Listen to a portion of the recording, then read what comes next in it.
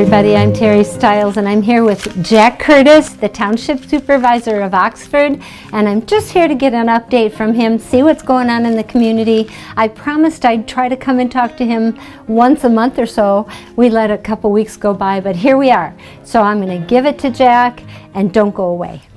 This is the sound of confidence soaring. Our mission is to educate, inspire, and honor. This is the sound of honor roaring. We should never, never forget those that gave their lives. This is the sound of a generation rising above. 337 for Bravo Fox Papa. We want to be involved in the education of young people so that they can take our aircraft and the stories that our pilots tell and realize their own dreams. The Commemorative Air Force honors the heroes of yesterday while educating and inspiring the heroes of tomorrow. Your future and how you live your life is dependent on how you think. You can learn more at soundsofhistory.org right now. Welcome, Terry. Welcome, Dan. Supervisor Jack Curtis's office is always open as usual for any of your questions.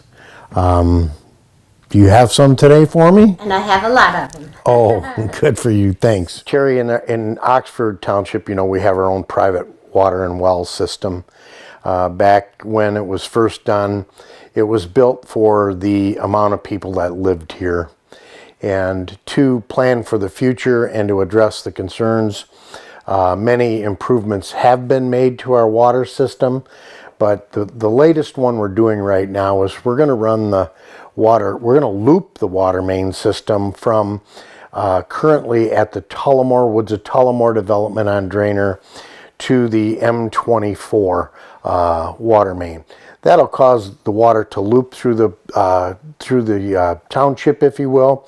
It makes the water pressure greater for fighting fires, allowing for proper pressures in homes and better water quality to those homes. When M24 was reconstructed, we ran our loop underneath 24 and ended it right at the corner of M24 and Drainer Road. So we're going to run it from there all the way down to the Woods of Tullamore. So that's a pretty big project, and our water main installation will be paid from the water funds. So we're already balanced out. We're ready to go. We're in our final stages of engineering and easement acquisition, and we'd like to get started this fall with that project. 24. It's called a special assessment district. Again, during the reconstruction of 24, we had the foresight to see that sewer needs were going to be in the northern part of our community. Industrial properties, commercial properties that need sanitary sewer. We also have an issue with one of the sewer lines going under 24. So what we've done is we've got with the property owners, and we've spent some ARP money, the American Rescue Plan money that was allocated to us, and we are designing and building the sanitary sewer system up to approximately Granger Road. This will enable future development on what I want to call the Beaumont property. It will also take some of the system that is currently being sent through the village to go into this newly installed 18-inch line.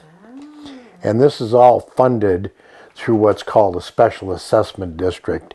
The properties that adjoin or this sewer will go on or service will pay for the installation of that water main. Or sewer main, I'm sorry. Oxford, it's a geological anomaly, if you will. They call them glacier moraines, and naturally we're the gravel capital of the world, and you go farther south or east into Macomb County, and they're all clay.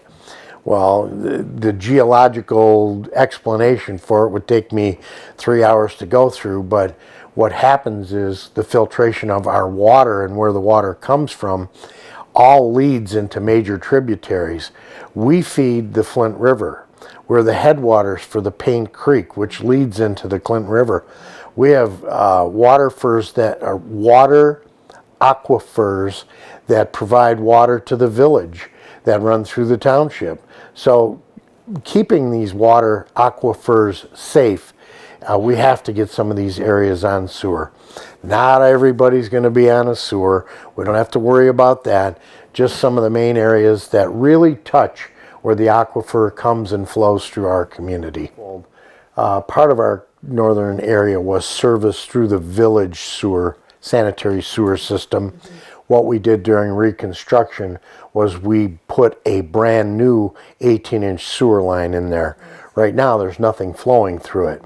So probably by March of next year, you'll see the construction activities, and at that time, everything will then flow into the 18-inch sewer main, plus have the capability of servicing our northern part of our community. Our friends, our friends down in Orion are they're doing a kickball for a cause, and what it is at Friendship Park they have the Miracle Field. So Chris Barnett challenged us to put together a team and go down there and play kickball. We have a sponsor, an unnamed sponsor, yes, and it's called South Oxford. So we will have a 10-person team made up of some people here in the office, some of our firefighters, and we're going to go down there and show them how to play some kickball. I won't be kicking because, you know, I have 2 fake knees, and if I don't want to start kicking a kickball, but I'll be there to coach them on, cheer them on, and encourage us to whip them. All the donations will be made for the Miracle Field, and I think we have roughly $1,000 in donations just for us being sponsored by a team for Miracle Field at Friendship Park in Orion Township. That is on May 22nd. It's a Sunday, May 22nd at 10:30. Hopefully to see some Oxford folks cheer us on. Yes, yes. Our grants writer, CJ Carnacchio, grants writer in communications, we were just awarded a $100,000 grant from Oakland County. And this money is set aside to design the sanitary sewer system to protect the headwaters of some of our major rivers. The money will be used as partial payment to design, not to build, but to get it shovel ready in the ground. We do have appropriation asks at the Congress level, and we're asking for money to extend sewer systems into a couple of our areas that were built many, many years ago and are being serviced by antiquated septic tanks. So yeah, we're chasing this money. We're chasing the money for the benefit of the community. CJ's been monumental. Currently, right now, he's got well over $500,000 in grant monies that we're seeking. To date this year in grants and donations, we've gotten well over $235,000. So we have a very active in grant pursuit. It's money out there that all communities across the United States are eligible for. We're going after our fair share. And we are working on many more grants.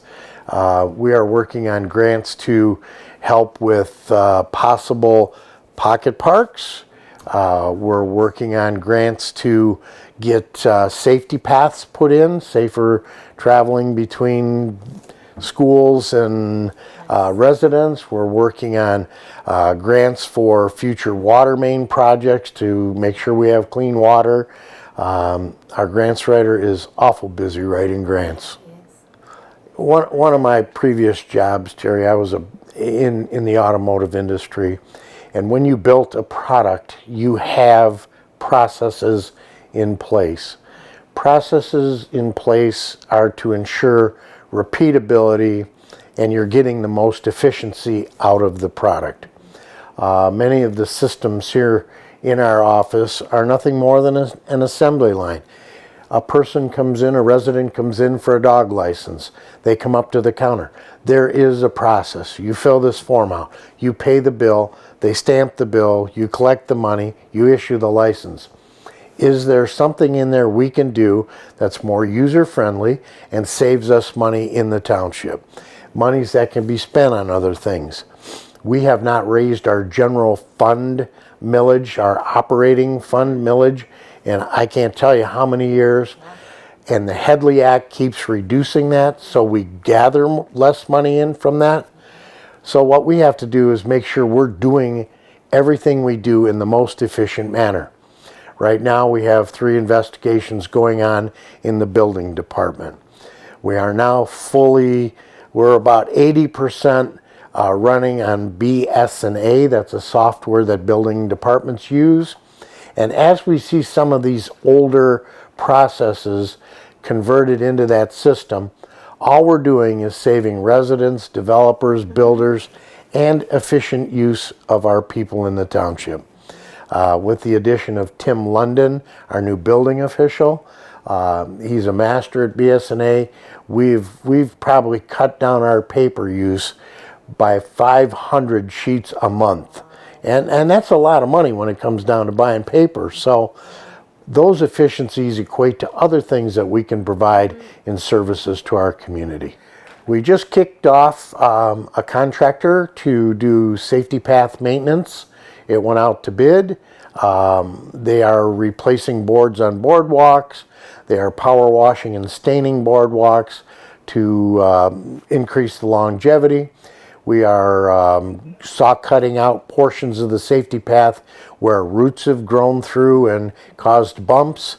So we're addressing some of those.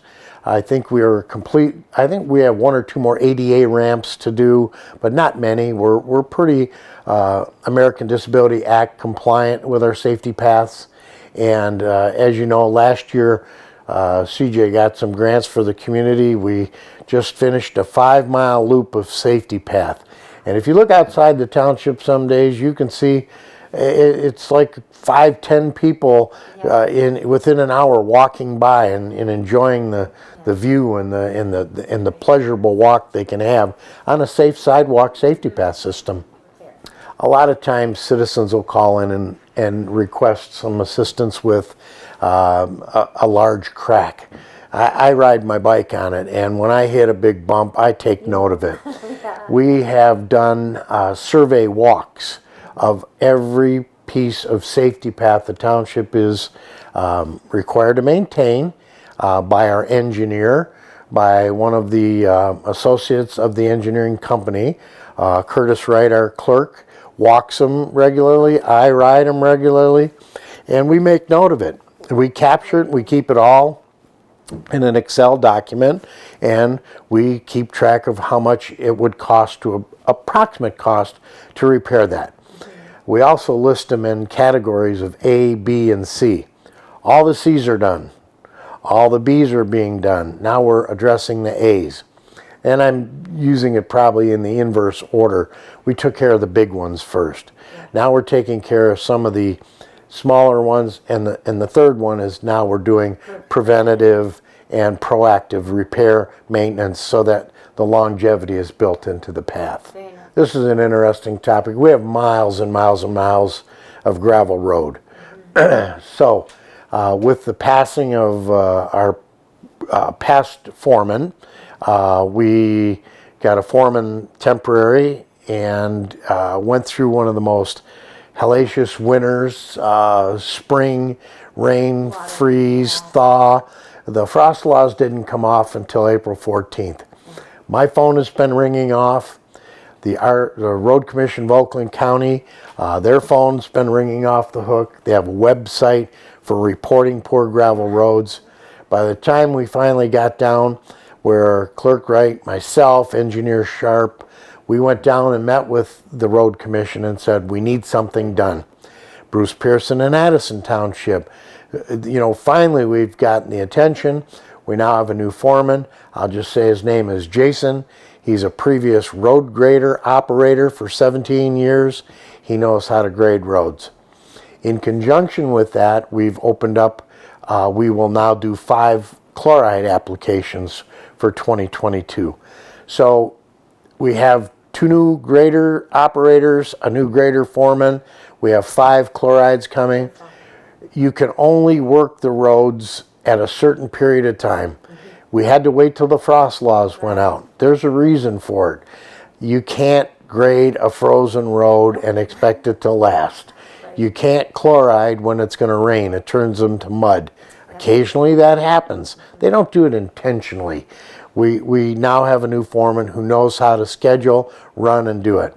Actively in our township today, there are 2 graders running. You don't see them on every road, and be patient. You also have Brandon Township to our west and Addison to our east, where a lot of these roads connect and are intertwined.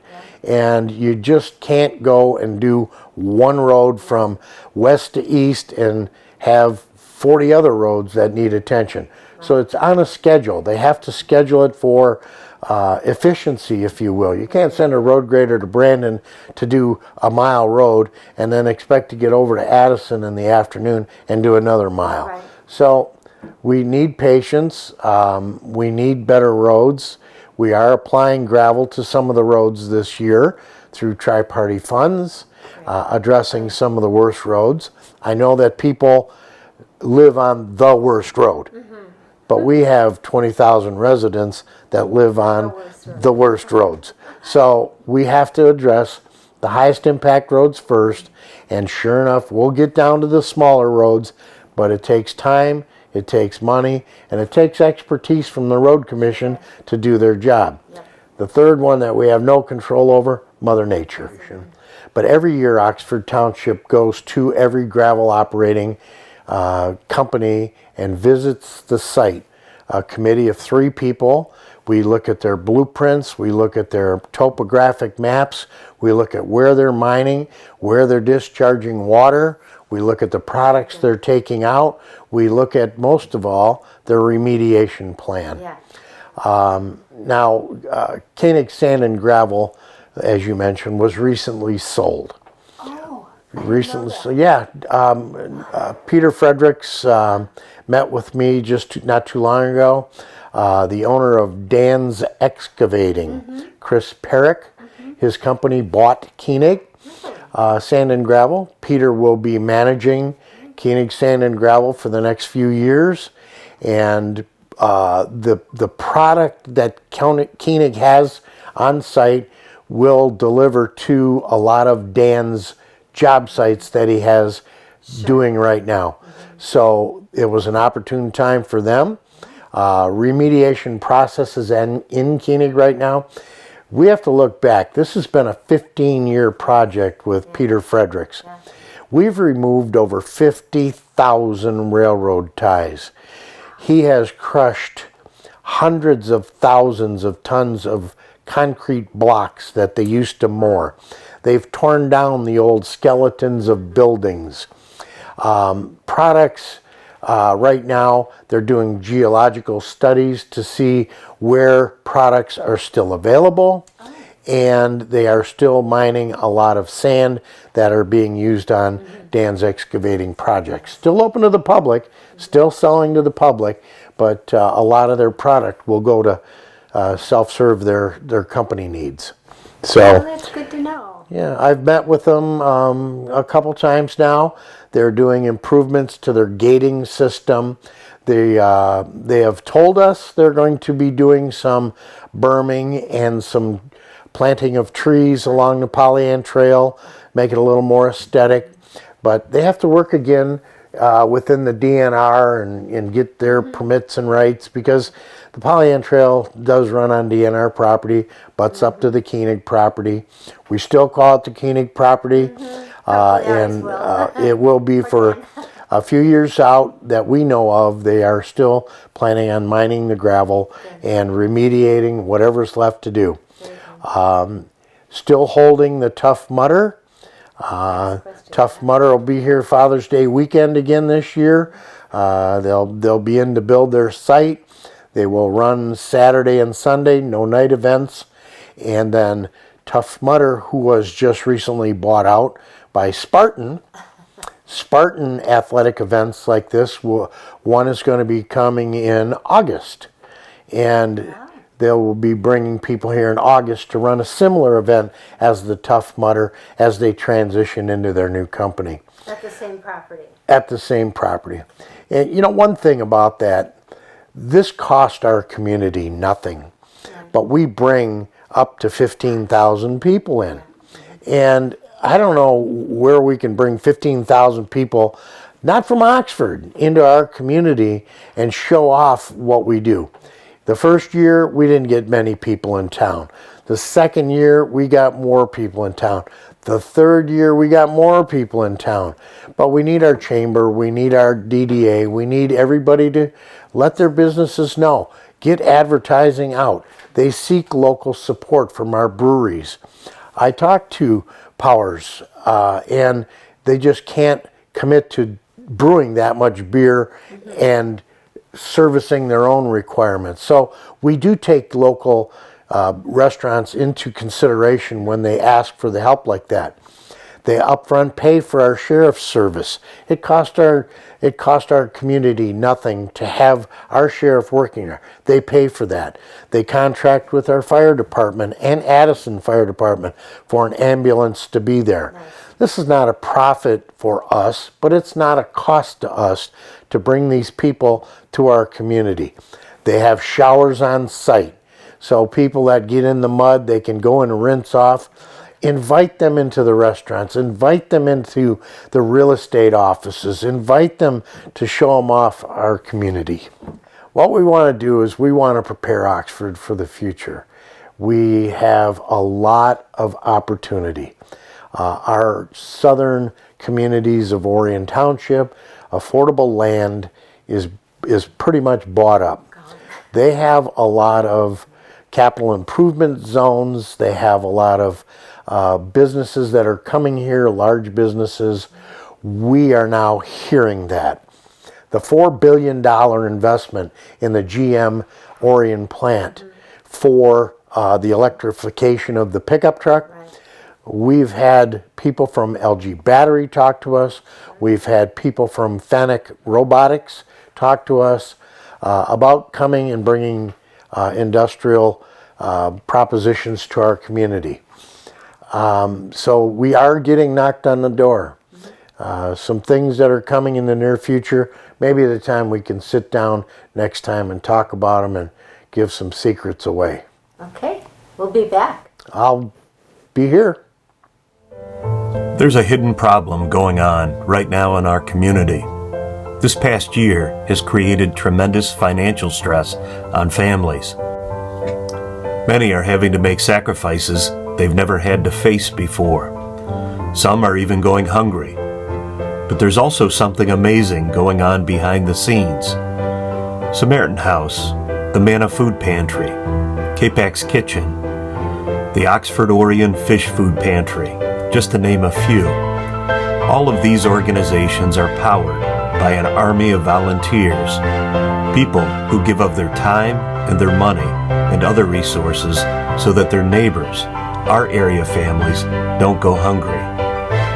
And Four County Community Foundation has been there, behind the scenes, granting these organizations money for equipment and supplies to make this happen for many years. But we realize there's more need than ever before. So today, we're announcing a new fund, Feeding Families Forever. This fund is designed to create an everlasting endowment so that organizations in our community have the resources they need to keep doing their incredible work. One hungry mouth, one meal at a time. Now we're asking for your help. If you're ready to step up and help support us and see that no one ever goes hungry in our area, just follow the link provided and let's feed families forever.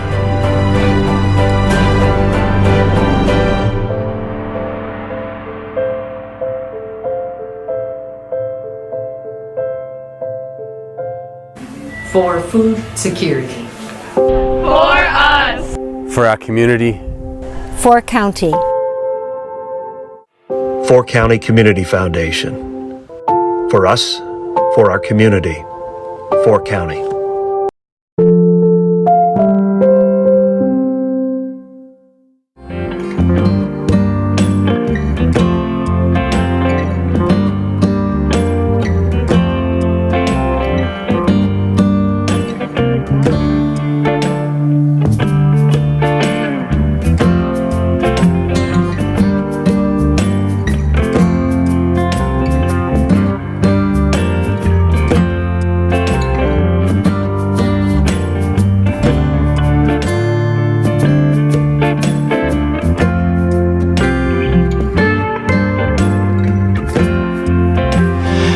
welcome everybody to the Oxford Chamber of Commerce ribbon cutting for our new dispensary, Loom, and they are located on Glassby Street here in Oxford.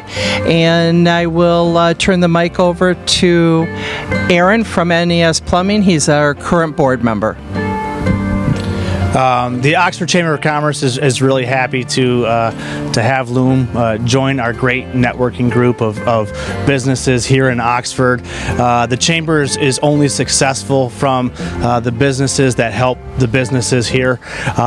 We are really pleased to have Loom join us.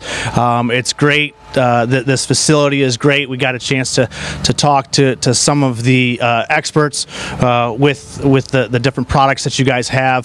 The high class that Loom brings to the dispensary is really unfathomable, and just we're just really excited that Oxford's able to have such a high class dispensary such as Loom to join the Oxford Chamber of Commerce. So I would like to introduce Brian here with Loom. Yeah, thank you very much. To start, I just wanted to thank the Oxford community. It was just a bunch of warm welcomes, and so we can't say thank you enough. A few local businesses stopped by giving us gifts, so thank you. Loom, we want to end that old stigma of cannabis, right? So right when you walk in, you have that one-on-one experience, and it's just overall quality, as far as from the flower, the concentrates, the carts, just that one-on-one experience, making it really personal. So it's a lot of fun, and that's what we want to bring to the table, is having fun and educating our guests. There's a few things coming up that we're really excited about. Well, right now we're doing delivery around the area, so we're excited about that. They're super cool. And we also are at a concert venue, Pine Knob, down the road. Oh, nice. So nice. You'll see our tree house there, and we'll be handing out merchandise. So really excited.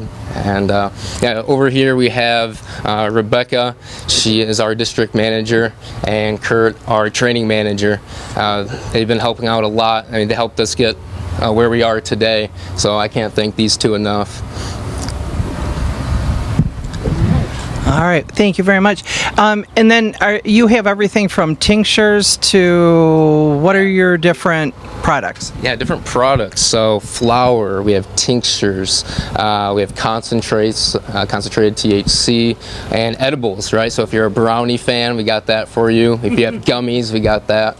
And all from different ranges. So we like to recommend starting low, and you can always work your way up, right? We don't want you to have too much and have a bad experience. So always go low, and you can go higher. We have CBD products for you. We have balms. We have bath bombs. We have patches too that you can put on your wrists. And these we have things help with like anxiety and even like pain and different things. Yeah, we've had a few cancer patients come in, and we give them RSO. We give them patches, and it alleviates their pain. And so it's really good to help them out. So you have a lot of different products to offer a wide variety of audience. Correct, yeah. Very nice. Yeah. Okay. All right, well, we're going to go ahead and cut the ribbon here. So officially welcome you to the business community. Thank you. So, yay, very nice.